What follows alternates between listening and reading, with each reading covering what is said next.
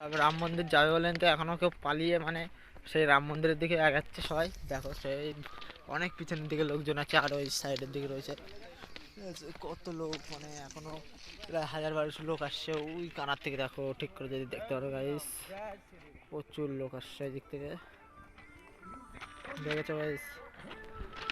দেখো সব যাচ্ছে, ঠিক আছে। এই যে দাদার কাছে ফ্ল্যাগ টেলার সব রয়েছে, আমাদের ছেলেবেলের সামনে রয়েছে, আমি পিছনে চলে আসলাম একটু জাস্ট ভিডিও করবো বলে।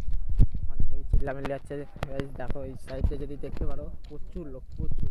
এরপরে ভিডিওটাও দেবো, ঠিক আছে গাইস? এক জায়গায় দাঁড়িয়ে ভিডিও করতে পারছি না বলে ফোনের একটু সমস্যা দিচ্ছে, ঠিক আছে? তাহলে দেখো ভিডিওটা যদি ভালো লাগে তাহলে সাবস্ক্রাইব করে এসোখনি সবাই মিলে।